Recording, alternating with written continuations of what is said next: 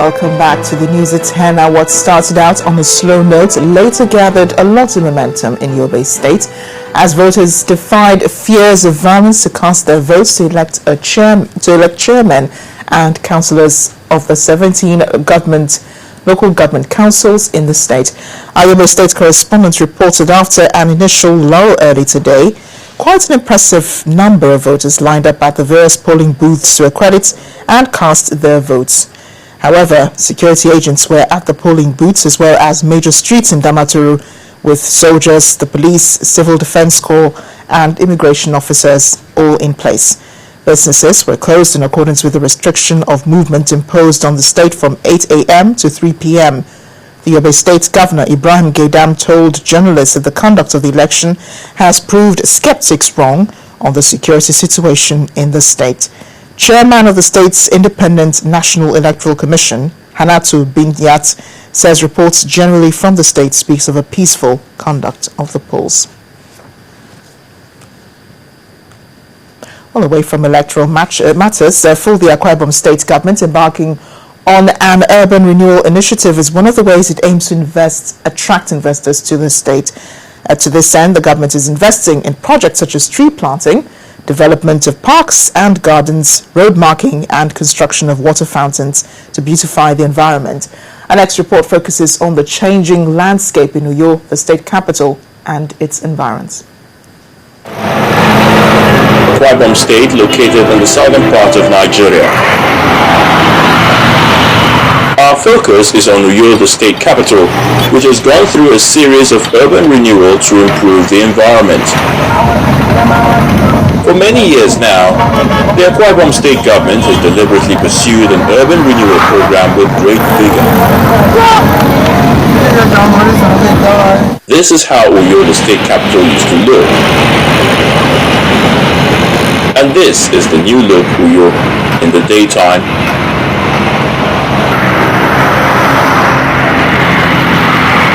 and at night.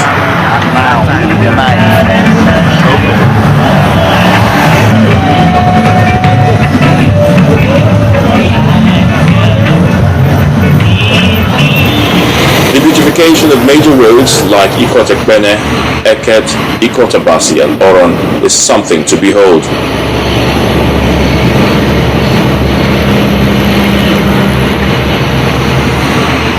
Some indigents share their feelings about what the state government is doing. This way will help us to get more money that because there will be no cannot be just not any problem. This one did before is not perfect because it's not too much for people to drive one way. So I can come to the next 2 lane, it will be better than before. If they do the road well, my business will grow. Because people from that side and people from this side could be different. Other areas got water fountains. Tree planting is also initiated to ensure that climate change doesn't have negative impact on the people. The state government has continued in its quest to upgrade the major roads because of its belief that a clean and conducive environment will boost the investment opportunities for the state. The government isn't focusing on the state capital alone. Other cities like Ikotekbene are not left out.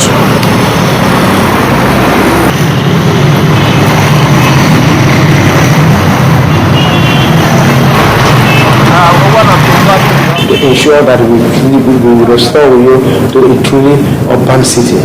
The idea of making Akwa Ibom a destination has come to fruition because His Excellency has totally changed the idea from being a pedestrian state to a destination state. Today people are coming because the place is beautiful, it's safe, it's clean, and people love it.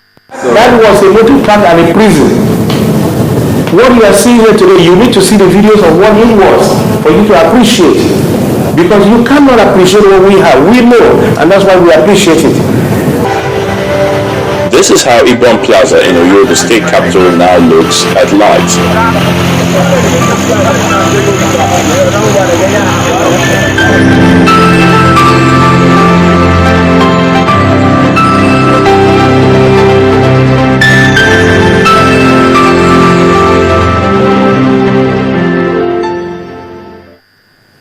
staying with the environment, but this time in Niger State, where the state government has taken the issue more seriously.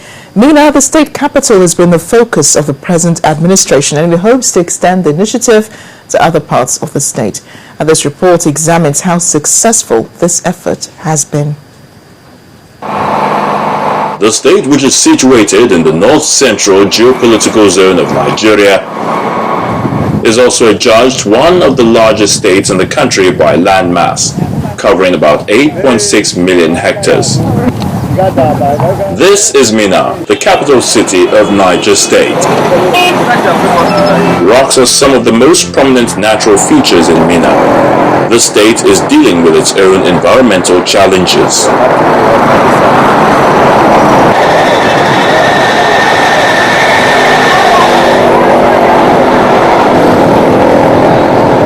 How did the state cope with this situation all these years?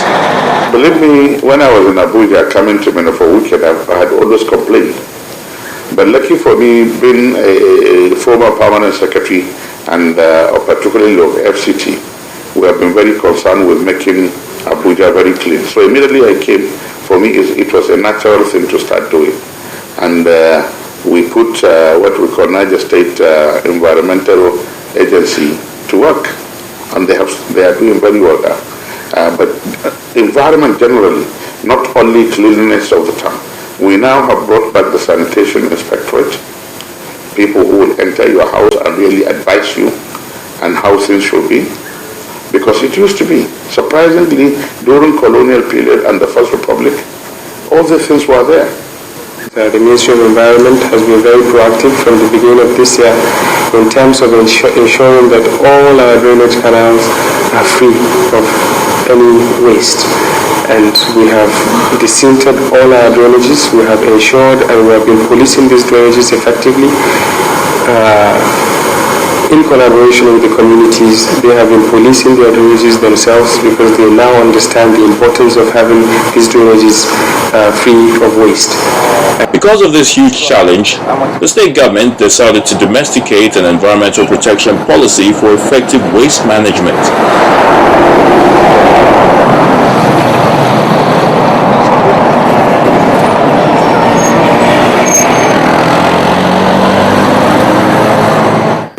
The government is desirous to do something like that. And now, with the new partnership between the FCT that is now ready to fund the development of Suleja through partnering as a border town to FCT, to Abuja, I think with that collaborative effort between these two governments, we will bring a new life into sport. The results are there for all to see.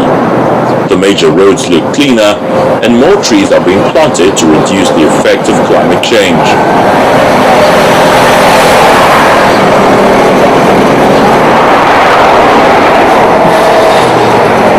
In spite of the government's efforts, waste handlers still pose a major problem as they burn refuse which is not environmental friendly.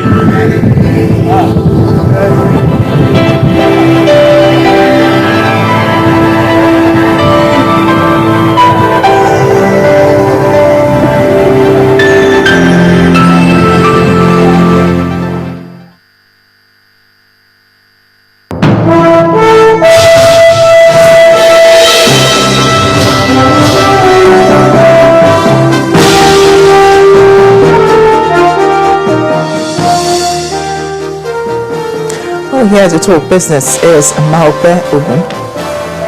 Well, thank you, Amma. The Central Bank of Nigeria has released the strategy document on national financial inclusion. The strategy, if well implemented, should reduce the percentage of adult Nigerians that are excluded from financial services from 46.3% in 2010 to about 20% by 2020.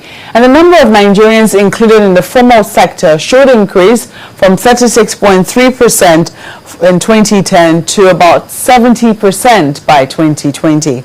Now, the Apex Bank says it intends to pursue the goal through a broad range of coordinated interventions with high priority on the transformation of existing Know Your Customer regulations into a simplified desk-based tied framework that allows individuals who do not currently meet formal identification requirements to enter the banking system.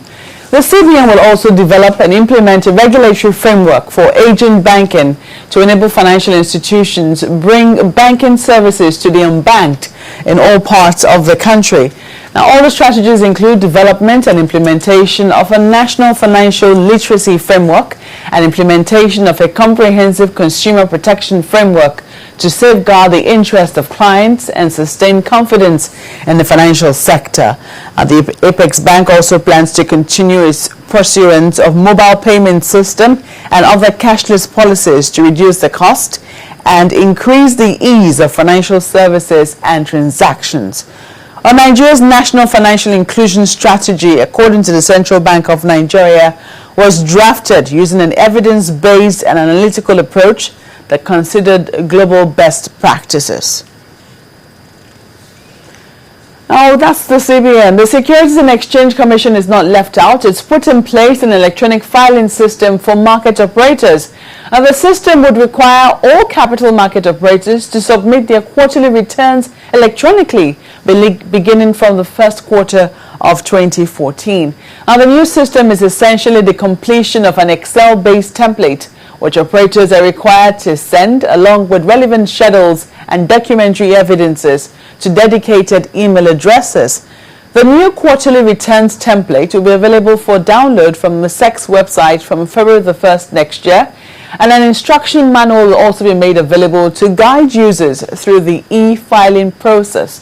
According to the regulator, hard copies of quarterly returns will not be accepted by the Commission beginning from the first quarter of next year, and the Commission expects strict compliance with the directive. Now, looking at the market itself, it was a brief trading week at the equity market. The market opened for 3 days as Wednesday and Thursday were declared public holidays to celebrate Christmas and Boxing Day holidays. And in spite of that, the NSE All-Share Index and market capitalization appreciated by 1.69% to close on Friday at 40,231.68 points and 12.875 trillion naira each. Now, all the other NSE indices except the NSE Alternative Securities Markets, which remain unchanged, appreciated during the week. Investors churned out a turnover of 1.278 billion shares worth 6.897 billion naira in 10,761 deals. Amongst the 58 equities that appreciated in prices during the week were Wando, FCMB Group, and Transnational Corporation. 11 equities depreciated in prices, led by Champion Brewers PLC, Verno Products PLC, and E-Transact International PLC. Meanwhile, 129 equities remained unchanged, higher than 121 equities in the previous week. And the interbank lending rate is to an average of 10.33% on Friday from 10.5% last week after an injection of cash from matured open market operations, that's OMO note, into the banking system. Traders say the central bank paid out 437 billion naira in matured special OMO treasury bills, boosting naira liquidity and lowering lending rates. The CBN had conducted an OMO in August and October as part of measures to curb excess cash and rein in inflation. Dealers say the market remained liquid and rates should stay stable until the end of the year. The open buyback was unchanged at 10.25%, 1.75% lower than the central bank's 12% benchmark rate. Overnight placement eased to 10.25% from 10.5% last week, while call money traded at 10.5% when compared with 10.75% previously. Well, that will be a wrap on business news tonight. Amara, it's back to you.